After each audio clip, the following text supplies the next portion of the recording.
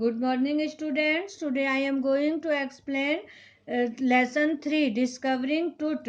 The saga continues. टुट की तलाश वीर गाथा जारी है।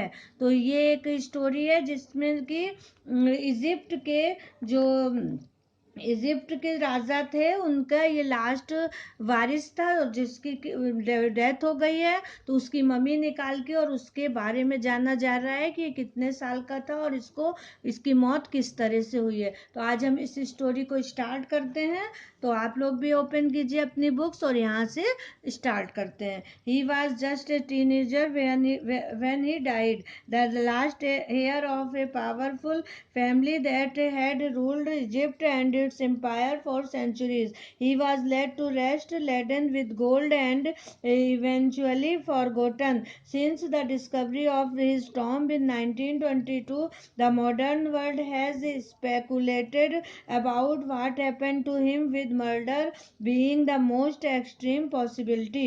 वह महज एक किशोर था जब उसकी मृत्यु हुई। एक शक्तिशाली परिवार जिसने इजिप्ट पर सदियों तक शासन किया था का अंतिम वारिस था।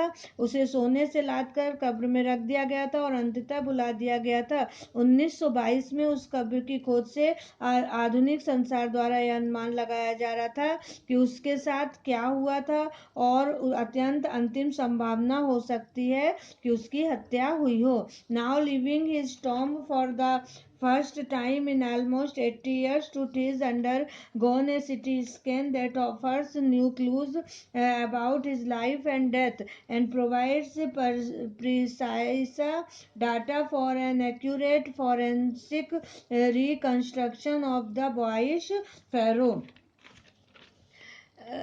टुटका टुटका एक सिटी स्कैन हुआ और उसके जीवन में मृत्यु के नए रहस्य खोलता है और इस बालक फेरो के फोरेंसिक पुनर्निर्माण के लिए सही सही सूचना प्रदान करता है। An angry wind stirred up ghostly dust devils as King Tut was taken from his resting place in the ancient Egyptian cemetery known as the Valley of the Kings. Dark-bellied clouds had scudded across the desert sky all day and now were revealing the stars in cascade grey.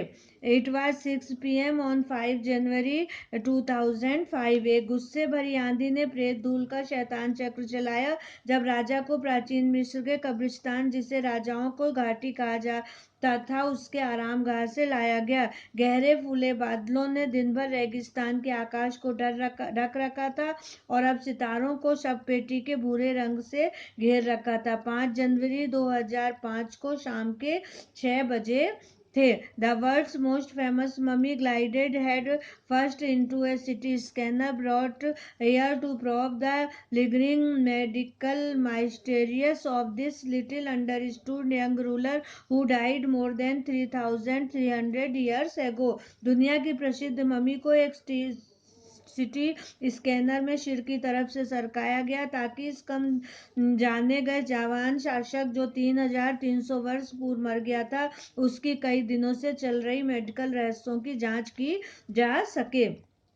All afternoon, the usual line of tourists from around the world had descended into the cramped, rock-cut tomb some 26 feet underground to put their respects. They gazed at the murals on the walls of the burial chamber and peered at Tut's glided face. The most striking features of his mummy-shaped outer coffin lid. पूरे दोपहर पश्चात पूरी दुनिया से पर्यटक सक्रिय चट्टान से कटी कब्रगाह में करीब 26 फीट नीचे तल में अपनी श्रद्धांजलि देने को एकत्र थे। उन्होंने कब्रगाह के चैम्बर में दीवारों पर भित्ति चित्र देखे और टूट के सोने से मड़े चेहरे को देखा जो उसकी मम्मी की आकृति वाली शव पेटी के बाहरी ढक्कन का सबसे प्रभावशाली लक्षण था। Some visitors read from guidebooks in a whisper, others stood silently, perhaps pondering Truth's untimely death in his late teens or wondering with a shiver if the pharaoh's curse, death or misfortunes falling upon those who disturbed him was really true. कुछ आगंतुक निर्देश पुस्तिका को धीमी आवाज में पढ़ रहे थे, दूसरे चुपचाप खड़े थे, शायद टुट की किशोरावस्था में असामयिक मृत्यु के बारे में सोच रहे थे या कांपते हुए फेरो के श्राप के बारे में सोचते कि वे लोग जो फेरो को परेशान करेंगे उनकी या तो मृत्यु हो जाएगी या दुर्भाग्य उन पर टूट पड़ेगा। क्या वास्तव में सत्य है? The mummy is in the bad condition because of what Carter did in the 1920s, said Jahi Abbas, Secretary General of Egypt's Supreme Council of Antiquities, as he leaned over the body for a long first look. Carter, Howard Carter, that is, was the British archaeologist who in 1922 discovered Tut's tomb after years of futile searching. Its contents, though hastily ransacked in antiquity, were surprisingly complete. They remain the richest royal collection ever found and have become a part of the pharaoh's legend. Stunning artifacts in gold, their eternal brilliance meant to guarantee resurrection, caused a sensation at the time of the discovery and still get the most attention.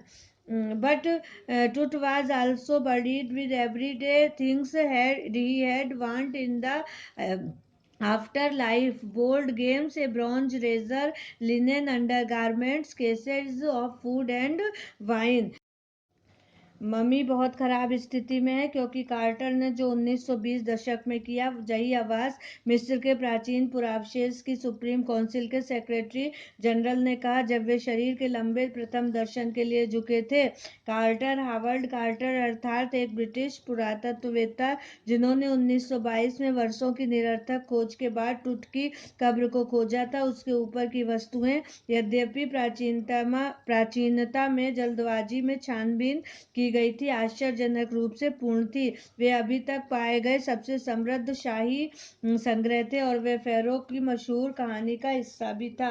चौंकाने वाले सोने की अद्भुत कलाकृति, उनकी अमर बनी रहने वाली चमक का मतलब पुनः जीवित होने की गारंटी में उनको खोज के समय एक सनसनी पैदा कर दी थी और आज भी उतनी ध्यानाकर्षण की वस्तु है। किंतु टुट के साथ उसकी आगे की जिंदगी की आवश्यक दैनिक वस्तुएं भी दफनाई गई थी।